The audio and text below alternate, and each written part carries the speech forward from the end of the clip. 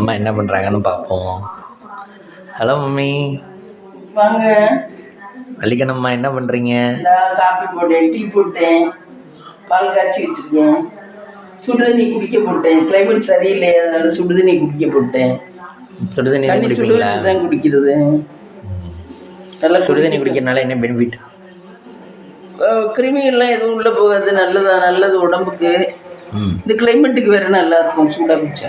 இங்கே பாருங்கள் மக்களே, கிளைமேட்டை பாருங்கள், வெறும் மழையாக வருது எல்லா இடமும். இந்த விளக்கு ஏற்றிருக்கேன்.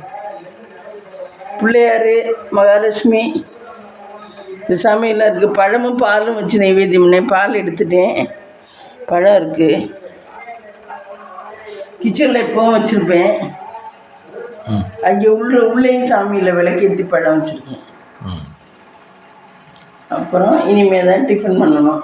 தண்ணி கொதிச்சிருச்சு, டீயும் கொதிச்சிருச்சு. டீ ஆற்ற வேண்டியதான். காலையில் பூரி சுடணும். பூரி தான் சுட்டு உருளைக்கிழங்கு வைக்கணும். கொஞ்சம் நேரம் கழிச்சு, இப்போ தான் நாங்கள் எழுந்திரிச்சோம், அதனால கொஞ்சம் நேரம் கழிச்சு தான் பண்ணுவேன்.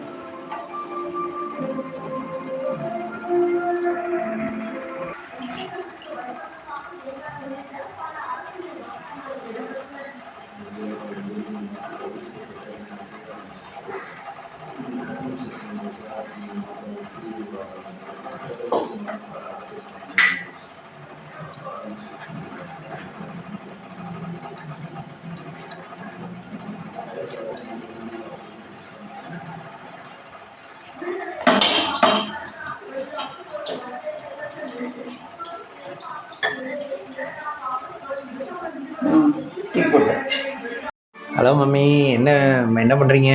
இந்த காலை டிஃபனுக்கு பூரி சுடுறேன். பூரி? ஓ, எண்ணெயில் கொதிச்சுக்கிட்டு இருக்கா? பாரு, சூப்பராக கிளம்பிடுது பூரி. சுட சுட பூரி. சுட பூரி இந்த மழைக்கு நல்லா. மழை பெய்யறதுனால பூரி போட்டு சாப்பிட்லான்னு சாப்பிட்றீங்களா? மழைக்கு நல்லா இருக்கும் பூரி காலை டிஃபன்.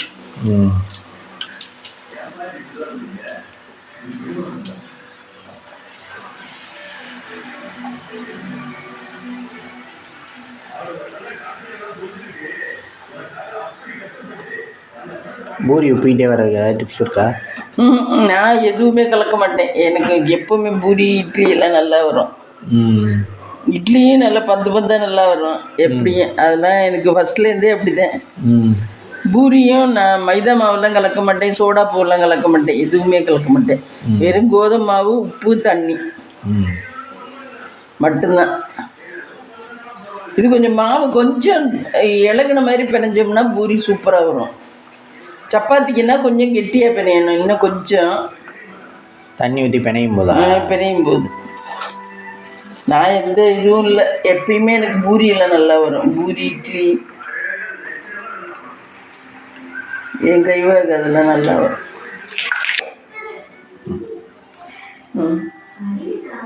இன்னைக்கு காலையில் பிரேக்ஃபாஸ்ட்டு இதுதான். இது பூரி நேற்று வச்சு குழம்பு இருக்குது கொஞ்சம், அதை சுட வச்சு வச்சுருக்கேன். இதுதான் இன்றைக்கி எங்கள் வீட்டில் பிரேக்ஃபாஸ்ட். வாங்க சாப்பிடலாம். இதுக்கு பாசிப்பயிறு குழம்பு வச்சேன். பாசிப்பயிறு குழம்பு வச்சு சாதம் வடித்து அப்பளம் அப்புறம் பொரிச்சிக்கணும். தயிர், ஊறுகாய் இருக்குது, தக்காளி ஊறுகாய், தக்காளி தொக்கு இருக்குது. இது வச்சு தான் இன்றைக்கி சாப்பிட போகிறோம். புதன்கிழமையெல்லாம் பாசிப்பயிறு குழம்பு வைக்கலாம் ஃப்ரெண்ட்ஸ். அதை வறுத்து ஊற்றி ஊற வைக்கலைனாலும் வறுத்து ஊற்றி வைக்கலாம், அது ஒன்றும் தப்பு இல்லை. மற்ற நான் செவ்வாய் வெள்ளி தான் பாசிப்பயிறு குழம்பெல்லாம் வைக்கக்கூடாது. இந்த வீடியோ பிடிச்சிருந்தா லைக் பண்ணுங்கள், ஷேர் பண்ணுங்கள், கமெண்ட் பண்ணுங்கள், சப்ஸ்கிரைப் பண்ணுங்கள்.